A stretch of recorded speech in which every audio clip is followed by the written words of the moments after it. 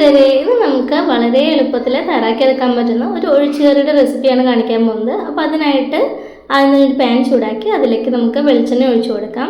വെളിച്ചെണ്ണ നല്ലതുപോലെ ചൂടായി വരുമ്പോൾ കുറച്ച് കടുക് ഇട്ടിട്ടൊന്ന് പൊട്ടിച്ചെടുക്കണം. മീഡിയം ഫ്ലെയിമിലിട്ടിട്ടാണ് നമ്മൾ തീ വെച്ചിട്ടുള്ളത് കേട്ടോ. അപ്പോൾ കടുക് ഇതാ പൊട്ടി വന്ന് തുടങ്ങിയിട്ടുണ്ട്. ഇനി അതിലേക്ക് നമുക്ക് ഒരു തണ്ട് കറിവേപ്പില ഇട്ട് കൊടുക്കാം. പിന്നെ വേണ്ടത് വറ്റൽമുളകാണ്. ഞാനൊരു 3 വറ്റൽമുളക് അതിലേക്ക് ഇട്ട് കൊടുക്കുന്നുണ്ട്. പിന്നെ 1 ടീസ്പൂൺ ഇഞ്ചി വെളുത്തുള്ളി പേസ്റ്റ് ചേർത്ത് കൊടുക്കാം. അതോടൊപ്പം തന്നെ ഓരോരുത്തർ എരിവിനനുസരിച്ചിട്ട് പച്ചമുളക് നടുക്കി കയറിയത് ചേർത്ത് കൊടുക്കാം കേട്ടോ. ഞാനിപ്പോൾ 3 പച്ചമുളക് നടുക്കി കയറിയത് ചേർത്ത് കൊടുക്കുന്നുണ്ട്. അത്യാവശ്യം നല്ല എരിവുള്ള ഒരു പച്ചമുളകാണ് കേട്ടോ. അപ്പോൾ അത് ചേർത്ത് കൊടുത്തു. ഇനി എല്ലാം ചേർത്ത് മീഡിയം ഫ്ലെയിമിലിട്ടിട്ട് ലോ ടു മീഡിയം ഫ്ലെയിമിലിട്ടിട്ട് നല്ലതുപോലെ ഒന്ന് വഴറ്റിയെടുക്കണം. അങ്ങനെ എല്ലാം നന്നായിട്ട് വഴന്നു വന്നു കഴിയുമ്പോൾ അതിലേക്ക് നമുക്ക് ഒരു മീഡിയം വലുപ്പത്തിലുള്ള സവാള തൊലി കളഞ്ഞ് കഴുകിയെടുത്തതിന് ശേഷം മിക്സിയുടെ ജാറിലിട്ടിട്ട് നല്ലതുപോലെ ഒന്ന് പേസ്റ്റ് ആക്കി എടുക്കണം കേട്ടോ. അത് ചേർത്ത് കൊടുക്കാം. അങ്ങനെ സവാളയുടെ പേസ്റ്റ് നമ്മൾ ചേർത്ത് കൊടുത്തു. ഇനി ആ സവാളയുടെ പേസ്റ്റ് നല്ലതുപോലെ ഒന്ന് വഴറ്റിയെടുക്കാം. സവാളയുടെ പേസ്റ്റ് നന്നായിട്ട് വഴന്നു വന്നു കഴിഞ്ഞ് കഴിഞ്ഞാൽ നമുക്ക് തീ ലോ ഫ്ലെയിമിലേക്ക് മാറ്റി അതിലേക്ക് പൊടികൾ ആഡ് ചെയ്ത് കൊടുക്കാം. അപ്പോൾ പൊടികളെന്ന് പറയുമ്പോൾ ഒത്തിരി പൊടികളൊന്നുമില്ല. മഞ്ഞൾപ്പൊടിയും മുളക് പൊടിയും മാത്രമേ ചേർത്ത് കൊടുക്കേണ്ടുള്ളൂ. അപ്പോൾ 1 ടീസ്പൂൺ മഞ്ഞൾപ്പൊടിയും അതുപോലെ നമ്മുടെ എരിവിനനുസരിച്ചിട്ട് മുളക് പൊടിയും ചേർത്ത് കൊടുക്കാം. ഞാനിപ്പോൾ ഒരു 1.25 ടീസ്പൂൺ മുളക് പൊടി ചേർത്ത് കൊടുക്കുന്നുണ്ട്. പച്ചമുളക് ചേർത്തിട്ടുള്ളതുകൊണ്ട് ഒത്തിരി അങ്ങോട്ട് മുളക് ചേർത്ത് കൊടുക്കുന്നില്ല കേട്ടോ. ഇനി അതൊന്ന് ചൂടാക്കി എടുക്കാം കേട്ടോ. അപ്പോൾ ലോ ഫ്ലെയിമിൽ ഇട്ടിട്ട് വേണം നമ്മൾ പൊടികൾ ആഡ് ചെയ്ത് കൊടുക്കാനും മൂപ്പിച്ചെടുക്കാനുമായിട്ട്.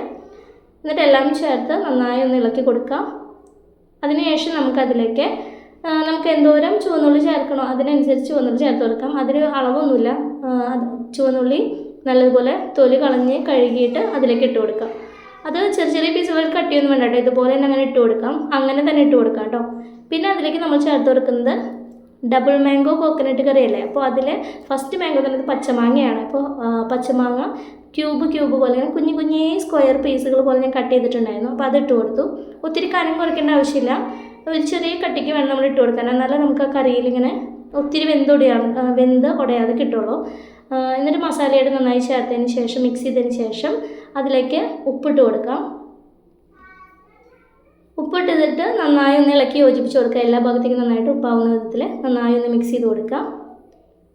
അതിനുശേഷം അതിലേക്ക് നമുക്ക് വെള്ളം ഒഴിച്ച് കൊടുക്കണം. അപ്പോൾ വെള്ളം ആ മാങ്ങയുടെ മുകളിലേക്ക് നിൽക്കണ്ട, കുറച്ച് താഴ്ന്ന് നിൽക്കുന്ന ഒരു ഒപ്പം നിൽക്കുന്ന രീതിയിൽ വെള്ളം ഒഴിച്ച് കൊടുക്കുക. അങ്ങനെ വെള്ളം ഒഴിച്ചിട്ട് നന്നായി ഒന്ന് ഇളക്കി കൊടുക്കണം. നന്നായി ഒന്ന് ഇളക്കി കൊടുത്തിട്ട് ഒരു മൂടി വെച്ച് അടച്ച് ഒരു 5 മിനിറ്റ് നമുക്ക് ലോ ഫ്ലെയിമിൽ ഇതൊന്ന് കുക്ക് ചെയ്തെടുക്കാം കേട്ടോ. അപ്പോഴേക്കും അതിൽ കിടന്നിട്ട് ആ വെള്ളം തിളച്ച് അതിൽ കിടന്ന് മാങ്ങയും അതുപോലെ ചുവന്നുള്ളിയൊക്കെ നന്നായിട്ട് കുക്കായി വരും കേട്ടോ. നന്നായിട്ട് വെന്ത് വരും. അപ്പോൾ ഞാൻ അടച്ച് വെക്കട്ടെ. അപ്പോൾ വെള്ളം ഒഴിച്ചതിന് ശേഷം നമ്മൾ ഒന്ന് തീ കൂട്ടി കൊടുക്കുക ഹൈ ഫ്ലെയിമിൽ. അതിനുശേഷം തിള വരുമ്പോൾ തീ കുറച്ചിട്ട് മൂടി വെച്ചടച്ചാൽ മതി.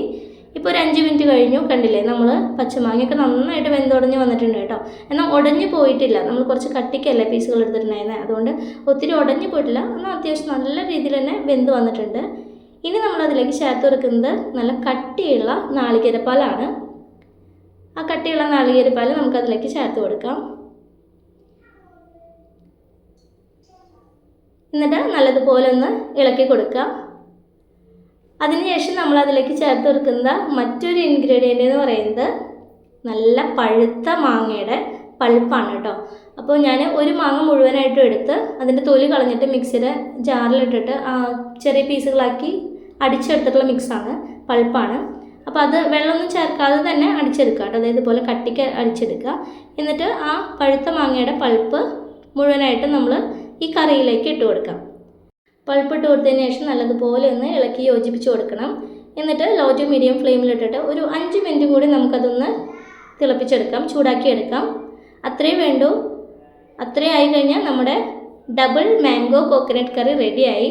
അപ്പോൾ വളരെ എളുപ്പത്തിൽ ഉണ്ടാക്കിയെടുക്കാൻ പറ്റുന്ന പഴുത്ത മാങ്ങയും പച്ചമാങ്ങയൊക്കെ ഉണ്ടെന്നുണ്ടെങ്കിൽ പെട്ടെന്ന് ഉണ്ടാക്കിയെടുക്കാൻ പറ്റുന്ന ഒരു കറിയാണ് ഈ ഒരു മാംഗോ കറി.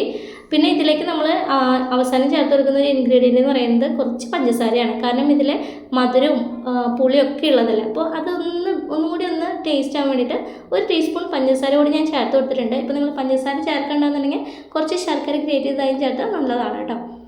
അപ്പോൾ ഇത്രയേ ഉള്ളൂ. പിന്നെ ലാസ്റ്റ് നമുക്ക് കുറച്ച് വെളിച്ചെണ്ണയും പച്ച വെളിച്ചെണ്ണയും അതുപോലെ കുറച്ച് കറിവേപ്പിലയോ അല്ലെങ്കിൽ മല്ലിയിലയോ ഗ്രേറ്റ് ചെയ്തിടാവുന്നതാണ്. അപ്പോൾ ഇത്രയേ ഉള്ളൂ. അപ്പോൾ എല്ലാവരും ഒന്ന് ട്രൈ ചെയ്ത് നോക്കുക. ഇഷ്ടപ്പെട്ടു കഴിഞ്ഞാൽ ലൈക്ക് ചെയ്യാം. ഇനി ഞാനിതൊന്ന് ടേസ്റ്റ് ചെയ്ത് നോക്കട്ടെ കേട്ടോ. നല്ല ചൂട് ചോറിൻ്റെ കൂടെ നമ്മൾ ഉണ്ടാക്കിയിട്ടുള്ള മാംഗോ കറിയും കൂട്ടിയിട്ടൊന്ന് കഴിച്ച് നോക്കട്ടെ.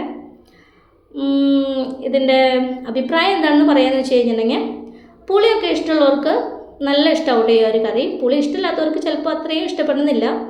കാരണം ഈ ഒരു കറിക്കെന്ന് പറഞ്ഞു കഴിഞ്ഞാൽ ഒരു പുളിയും എരിവും മധുരവും ഒക്കെ ചേർന്നിട്ട് ഒരു അടിപൊളി ടേസ്റ്റ് തന്നെയാണ്. അപ്പോൾ പുളിയും മധുരമൊക്കെ ഇഷ്ടമുള്ളവർ ഒന്ന് ട്രൈ ചെയ്ത് നോക്കുക. നിങ്ങളുടെ ഫീഡ്ബാക്ക് അറിയിക്കുക. അതുപോലെ എൻ്റെ ചാനൽ ആദ്യമായിട്ട് കാണുകയാണെന്നുണ്ടെങ്കിൽ ഒന്ന് സബ്സ്ക്രൈബ് ചെയ്ത് സപ്പോർട്ട് ചെയ്യാം കേട്ടോ.